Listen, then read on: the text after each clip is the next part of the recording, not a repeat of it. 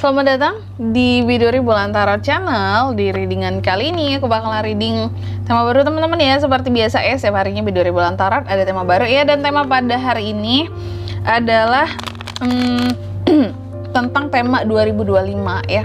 Jadi tema pada hari ini adalah tentang perjalanan kehidupan ke-12 zodiak ya di sepanjang tahun 2025 ya. Kita udah mulai ya di penghujung tahun dan sebentar lagi kita akan masuk ke 2025 ya. Jadi pada hari ini kita akan lihat perjalanan kehidupan ke-12 zodiak di sepanjang 2025 mulai dari Januari sampai Desember. Nanti kita buka ke-12 kartu ya teman-teman ya. Dan seperti biasa, oh ya sebelumnya sorry teman-teman, suara aku tuh lagi nggak enak, lagi ada serak-seraknya jadi mohon dimaafkan gitu ya. Semoga kalian nggak terganggu ya dengan suaraku yang ada kayak gitunya ya, karena memang lagi serak banget ya. Nah, aku juga masih dalam masa pemulihan ya, jadi buat teman-teman sekalian dijaga kondisi kesehatannya ya, menyambut 2025 yang lebih baik Ci. Langsung aja ya, Aries ya. Seperti biasa kita akan mulai dari zodiak Aries. Mari kita lihat perjalanan kehidupan Aries di sepanjang 2025 seperti apa.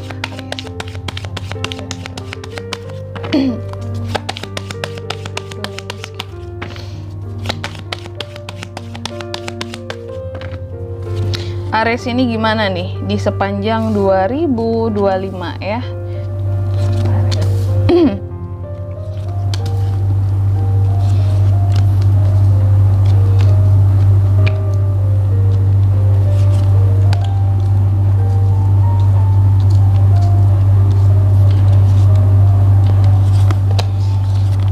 Aries.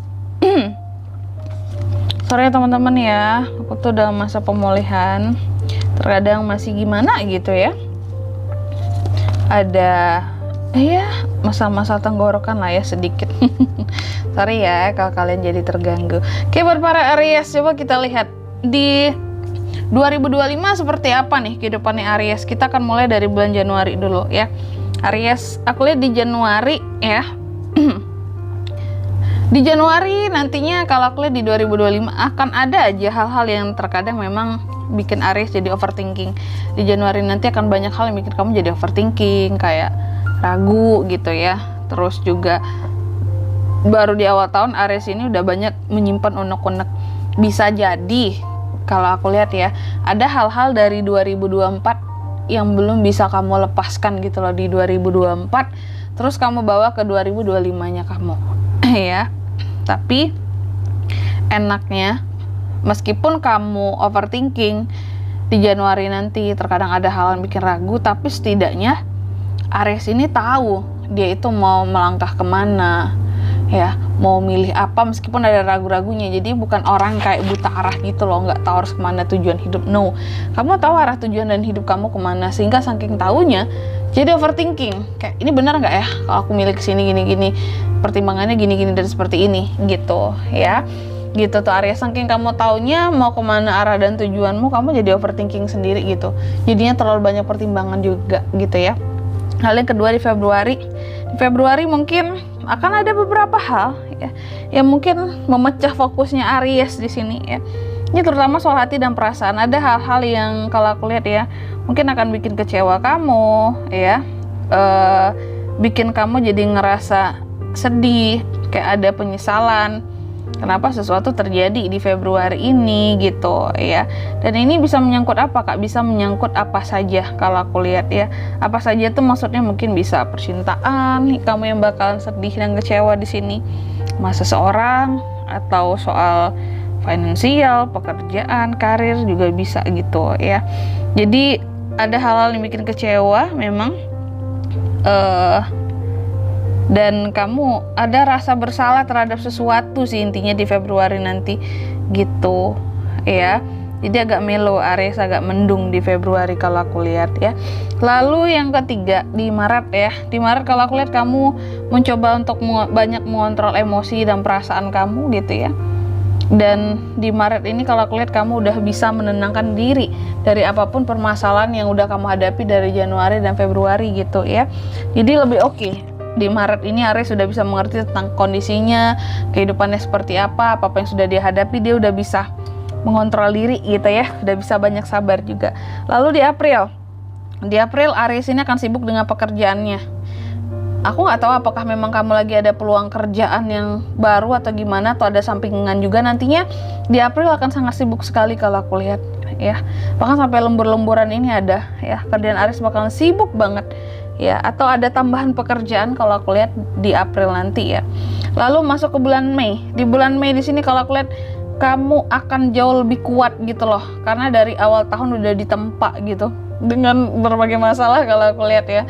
Jadi mungkin kalau orang tuh ya dikasih cobaan itu dari yang biasa-biasa, yang kecil gitu ya, terus naik levelnya sedang, baru tinggi ujian dan cobaannya. Kalau kamu nggak, dari awal tahun 2025 itu udah dibuat mungkin kayak cobaannya udah berat duluan di awal kalau aku lihat gitu.